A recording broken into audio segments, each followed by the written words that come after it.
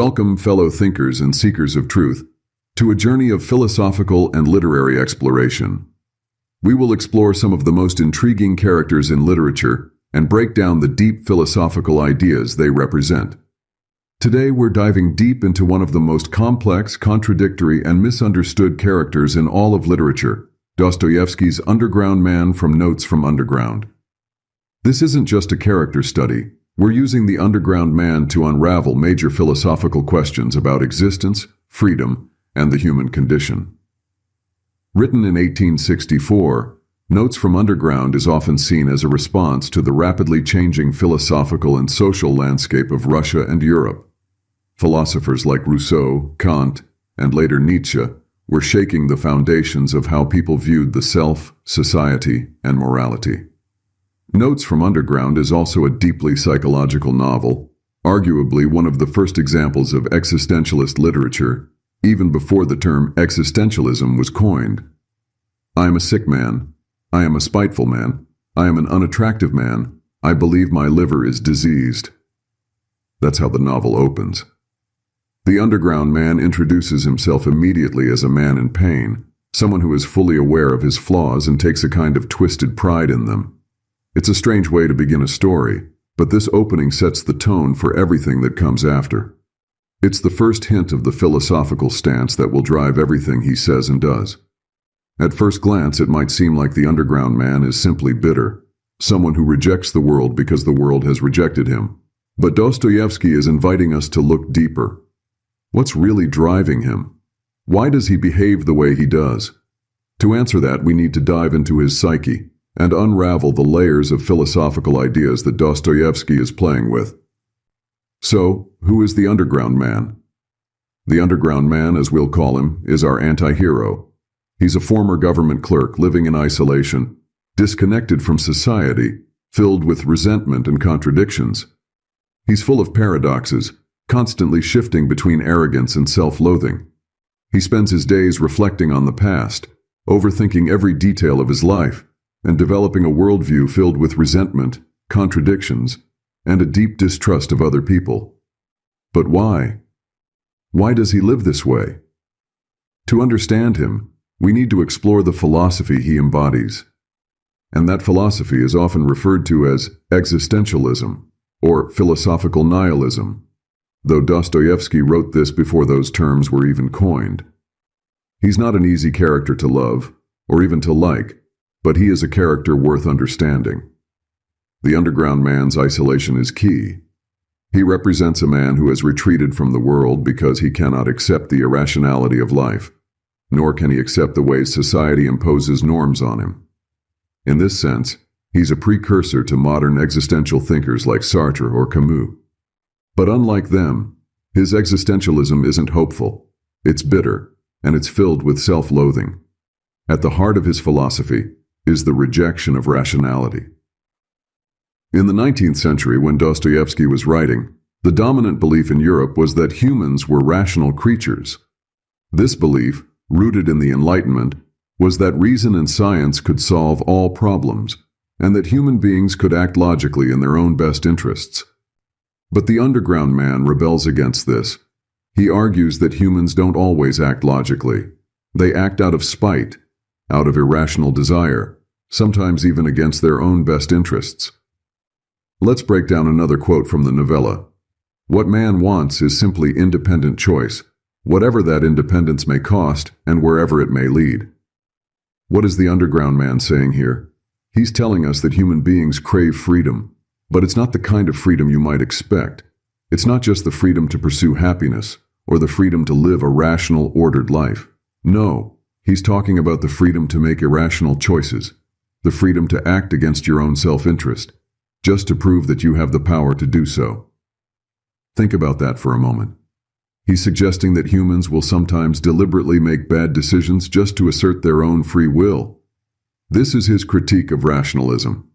He's saying, you want to tell me that I should behave a certain way because it's logical? Because it benefits me? Well, I'll behave differently, just to prove that I can. This brings us to the concept of free will, which is central to the Underground Man's worldview. He sees free will not as something that brings joy, but as a curse, The fact that we have the freedom to act irrationally only highlights the absurdity of human existence. He's trapped in this constant internal struggle between his desire for freedom and his inability to find meaning in it. Another famous quote from the Notes is, "To be too conscious is an illness, a real, thoroughgoing illness." The main thing we notice about the underground man is his extreme self-awareness. He's hyper-conscious, constantly analyzing himself and everyone around him. But this isn't some kind of enlightened awareness. It's a kind of paralysis. He says, and I quote, "To be too conscious is an illness, a real, thoroughgoing illness." Here, Dostoevsky touches on one of the most fundamental themes in philosophy, the question of consciousness and its consequences. Think of Descartes, who famously said, "I think, therefore I am." For Descartes, consciousness was proof of existence. But for the underground man, consciousness is more like a curse. The more he thinks about his life, the less capable he becomes of actually living it. His overthinking traps him in a cycle of inaction and self-doubt. Let's shift to another major theme: isolation and alienation. The underground man is cut off from society, both physically and emotionally. He admits, "I am a sick man. I am a spiteful man." He is acutely aware of his isolation, but he also seems to take pride in it. He feels disconnected from society, unable to relate to the people around him. This is partly because of his own self-destructive tendencies, and partly because he feels superior to others. Yet paradoxically, he also feels inferior. He's caught in this strange loop of arrogance and self-hatred. This is where Dostoevsky explores the psychological cost of cutting yourself off from the world. The underground man doesn't just isolate himself because society rejects him. In fact, it's the other way around. He chooses isolation. He deliberately sabotages his relationships. For example, when a former schoolmate named Zverkov invites him to a party, the underground man accepts the invitation only to humiliate himself and drive the others away. He feels superior to them, but also craves their approval. It's a strange, toxic cycle. Let's take a look at one of the most important moments in the novel, the underground man's encounter with Liza. In this scene, he tries to assert dominance over her, first by humiliating her and then by trying to save her. But what happens? He says to her, "Why have I given you all this pain? Why did I want to hurt you? You won't understand anything about it anyway." His attempt to connect with her fails miserably, and it reveals a deeper truth about his character. This is a crucial moment in the novel because it shows the underground man's deep need for connection, even though he actively sabotages it. He wants to feel superior, but he also craves human warmth and understanding. When he tries to dominate Liza, he ends up exposing his own vulnerability instead. Liza, in her simplicity, represents everything the underground man despises but also desires: genuine human emotion and connection. His failure to connect with her illustrates his internal conflict. He's too proud, too cynical, to let himself be vulnerable, but deep down, he's longing for someone to see him, to understand him. And this is where the philosophical idea of self-consciousness comes in. The underground man is hyper-aware of himself. He's constantly analyzing and overthinking his own thoughts and actions. This kind of self-awareness, or hyper-reflection, becomes paralyzing. He's trapped in a vicious cycle of thought, unable to act because he's always questioning the value or motive behind his actions. But this self-awareness leads to another philosophical question: what is freedom? And what does it mean to be truly free? The underground man spends a lot of time wrestling with this idea. He rejects the rational, utilitarian mindset of his time, which said that human beings always act in their best interest, and that society can be perfected if everyone just follows reason. He insists that people aren't just rational creatures. He says, one's own free, unfettered choice, one's own caprice, however wild, one's own fancy worked up at times to frenzy, is that not the most precious thing we have?